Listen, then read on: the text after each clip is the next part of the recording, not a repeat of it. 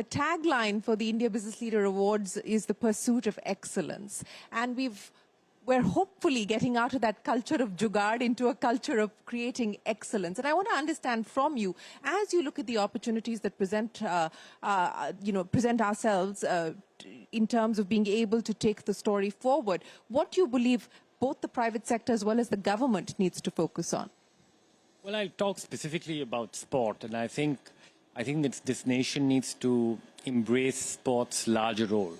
So far, we've only looked at sport from the point of view of our athletes winning medals at different tournaments or the Olympic Games, etc. But I think the real power of sport really lies on how it can contribute to nation building, to society, whether it be health.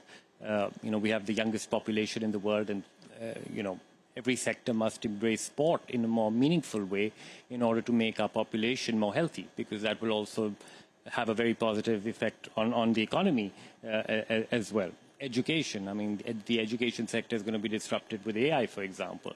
But AI cannot teach our young kids values. Yeah. And the role of sport in imbibing values is going to be significant going forward. So education has to also embrace sport in a much more meaningful way. We're all the time talking about women's empowerment and gender equality. There's no better way than finding role models in sport to be those, to break those glass ceilings and to break the different stereotypes.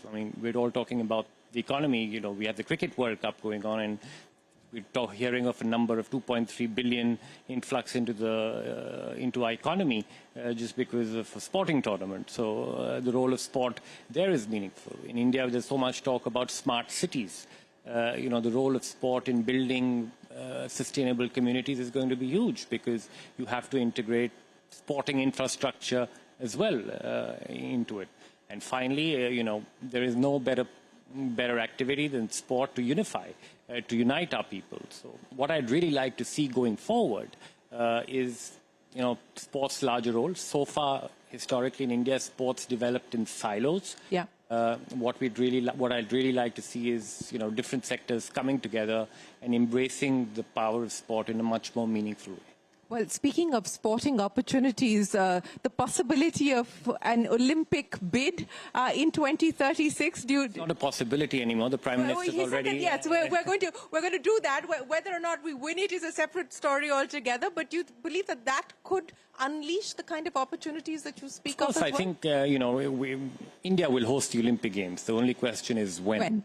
But we can't look at the Olympic Games as an event which will be held for 2 weeks and that's it. We have to embrace the larger role of sport to make a meaningful legacy out of this major event, and to see how the Olympic Games can act as a catalyst for development in many areas and really embracing sport in its larger context. Absolutely. You also need to win the gold in cricket in LA, please. That I think we have a good shot at. Before that, 19th November, we'll be lifting the cup.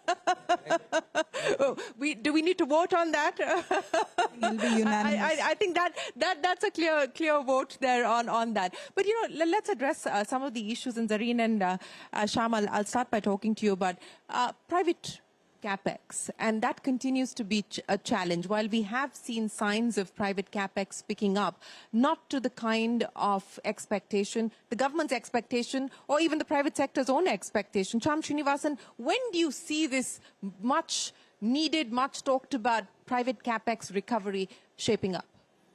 I'm not sure I entirely agree that it's not picking up. Maybe the rate of pickup is probably yes. The rate, yeah. But I think there are signs of it. I've mentioned on a couple of other occasions. If you take the last, say, 4 to 6 quarters of banking credit growth or growth in credit, it's in the high teens. It indicates that there is demand, and if there's demand and utilization is 70-75%, you are going to see capex coming in, and sector by sector, I'm seeing it happen. There is credit demand. I know Zarin would endorse that. But, probably the expectation is that it will also come in one gush all on one day. But we are seeing it happen. And the outlook for the coming quarters, year out, looks like it will be picking up. So if credit is growing at 16, 18, 15, whatever that, in the mid to high teens, and the bigger banks are seeing that and it's sustained, you are going to see capex picking up. Infra, alternate energy, roads, healthcare, hospitals, hotels, tourism are all fueling this at scale. And we've just heard about consumption. If people are buying TVs and refrigerators, somebody has to manufacture it, right? And if it's happening, mobile phones. I do think it's happening. Maybe the expectation that it will be so rapid, but I'm convinced that it's signs of it is visible, and sustained credit growth in the period ahead will only sustain this. Zarin?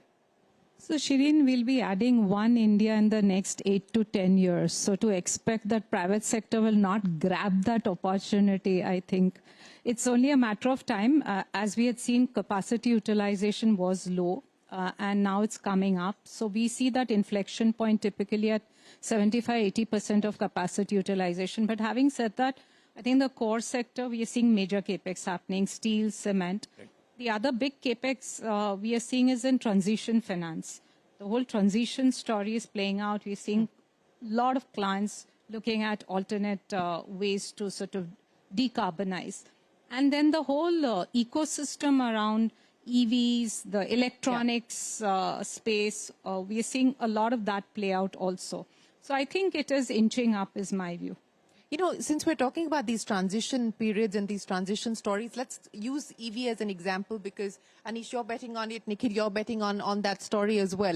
You know, what are we talking about? Are we talking about 5 years, 10 years before we actually... I mean, today, just take a look at the two-wheeler EV market. It's still 80,000 units for the entire industry. So what kind of time periods are we talking about by when you believe that this transition is going to be meaningful? Anish, I'll start by talking to you. I think it will depend on category and mobility. Two-wheelers and three-wheelers will be the first to transition quickly. Our three-wheeler business has gone from 0% electric to 52% electric in 2.5 years. It's literally grown more than 5x in the last 2 years. As we look at four-wheelers, it's going to take longer because charging time has to come down to create greater infrastructure. But there again, electric cars are going to be far better as we look at born electric vehicles than ICE cars. So a lot of consumers will want them. I've test-driven some of our new electric cars coming up, and they're phenomenal. So that consumer demand will drive charging infrastructure to come in. But there we see, I would say, about a 30% penetration by 2027, going to about 50% by 30, and then we'll hit an inflection point and go much higher above that. Okay, so another 5 to 10 years out before we start to see a meaningful transition, at least as far as EVs are concerned. Nikhil, what's your bet? I would go with Anish, Shireen. I'm just looking at the EV sector from an academic lens. I think it's important. Not listed, so you can afford to do that. look at things from an academic lens. No, I think there are a bunch of questions to answer there. I feel like electricity transmission needs to be really looked at. It has to get a lot more efficient. And one really has to wonder if we are generating electricity by thermal means and then losing a bunch of electricity through transmission and then powering the EVs. It still makes sense to go EV, but I think we have to look at each part of that cycle and figure out how to make it more efficient. You don't want to end up creating a larger problem for yourself while trying to address one. But Mithun, you know, we're talking about disruption, we're talking about innovation. We also talked about research and development, and one of the big perennial problems has been the lack of investment in R&D on the part of the private sector. What do you believe can change that? What do you believe needs to be done in order? I mean, we've started to see the risk appetite go up significantly, which is why today you have thousands and thousands of startups across different sectors. But to be more IP driven, to be more innovative, what do you think needs to change? I think it follows human behavior in many ways. The first set of things that happened were like, you know, we were hungry and we sort of satisfied that. We're getting more discerning. And now, you know, whether take any of these leaders talking about global or globalization, none of that is going to happen till you're not discerning. Because you sort of solve for your own hunger, and that's what India did, solve for its own hunger. And now, not only the Indian audience, but also global audience, everybody wants us to become more discerning. And the business leaders also become, as you get more discerning, you do more R&D as well. Also, I felt that in our own case as well. Now you're going to have the second generation of startups as well also come through.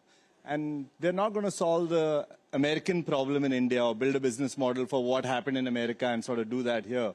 We're going to build either for the rest of the world, or we're going to solve for India-specific problems. Both of these require a lot of R&D to happen as well also. So I do feel it's what you now challenge and what you go for is what calls for more R&D. Yeah, and we're seeing that happen in India. We've got companies setting up their global capability centers here. Most MNCs are actually doing that, Sandhya.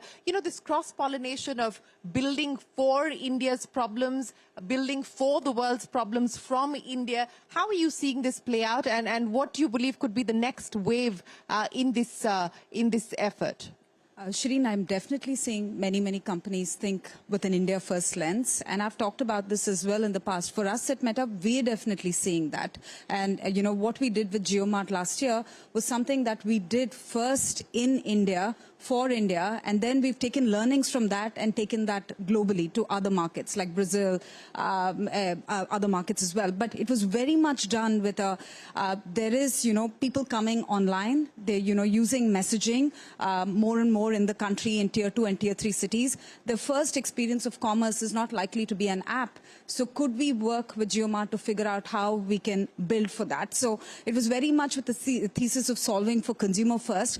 And we've seen that play time and again, especially, to what Mithun just talked about. We're seeing that play out time and again with our company, where even on Reels, we launched in India first. Even as we speak, there's a team that I'm meeting right after this that's come to spend 2 weeks to understand, changing behavior in India, product teams that are sitting here that are building for India. So we're definitely seeing that as a company here. I do think on the AI side, which I talked about as well, I expect a lot of companies to invest. I think Mahindra has in fact thrown a gauntlet in the space as well around what they want to build.